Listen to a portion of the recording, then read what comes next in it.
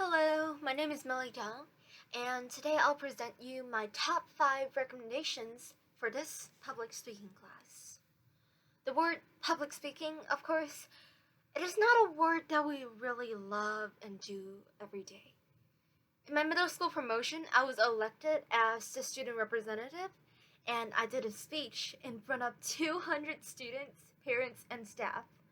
I was terrified.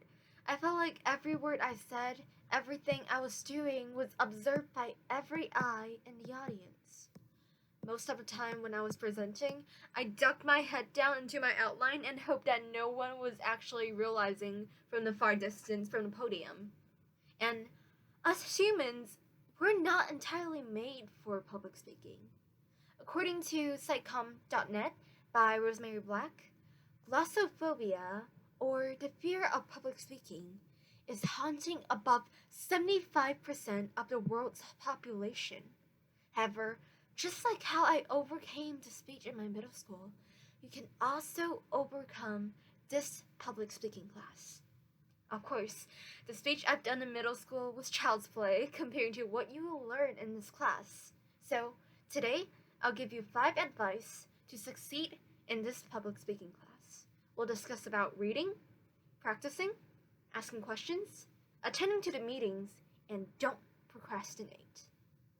My first advice for you is to take the time to review the recordings, the lectures, and the examples.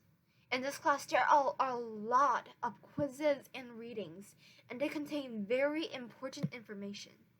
Whether it is to speak organization, citations, or writing very different speeches, the readings and the lectures have all you will need.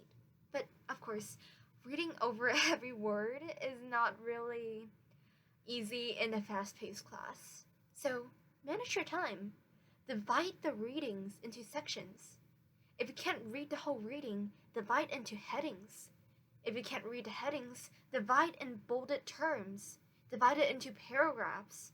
Divide it and slowly digest every information possible. I have personally found the example speeches very helpful when writing my own. It does not mean to copy everything straight from a sample speech, but exactly different. Analyze the organization and how everything is cited in the example speeches. It will inspire you to write something very unique and interesting too. The second piece of advice I have is practice your speech out loud. I believe all of us could write something very great and score very well on essays, but speeches are entirely different.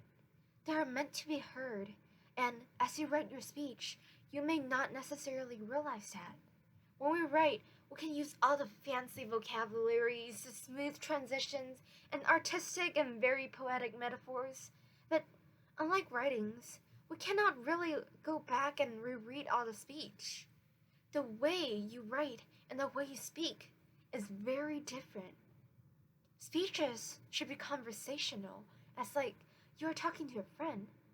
They must be memorable, so all the words you have used should be repetitive and we should reinforce them to the audience.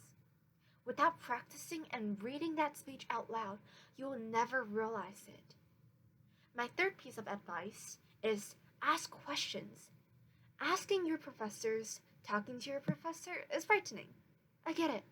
But after you have completed your thought and sent your very first question, everything will become very easy. Even if the questions may not seem that difficult or if it looks like self-explanatory, still, ask them. You will not be rejected as long as you don't reject it yourself. Now, we know that this class moves very, very, very fast, and you'll never get stuck in the same place and waste your time by constantly clearing out all of your questions. You'll be shocked by how much you will improve when you're willing to step out and ask your questions. Professor Graham will reply you so quickly that you'll never have to worry about it. My fourth piece of advice is attend those meetings. I mean, they say they're optional, but what's actually optional? They will help you so much. If sometimes you cannot make it, then watch the recording. The information and the examples in those meetings are priceless. Professor Graham will always ask you to turn your camera on in those meetings, but it's good practice for you, and it's etiquette that will help you when you are presenting your actual speech. Like my last advice, ask questions in those meetings if you have any. Ask Professor Graham and schedule private meetings if you need any extra help. Don't be afraid to get better. My final advice is something that I'm currently working on too. Do not procrastinate, especially when you are doing a speech. Procrastination is the last thing you would want to do. Take your time. Practice, practice, practice. Public speaking is already very, very difficult. If you overwhelm yourself with anxiety, it would only be worse. Cramming all of your readings and lectures before your quizzes will not give you a great score. Organize your time well and make sure you give yourself enough space to actually enjoy this class. Being able to enjoy public speaking is what makes you an authoritative and confident speaker.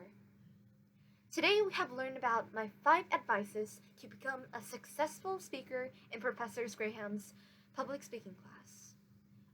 They are reading and reviewing the resources, practice your speeches out loud, ask plenty of questions, attend to the meetings, and never procrastinate.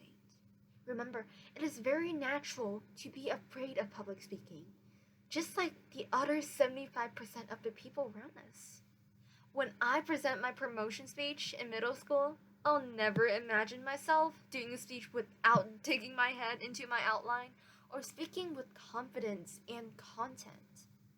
Take some time to enjoy this class, because the things you will learn here is something that we'll never forget in a lifetime. So, good luck, and thank you.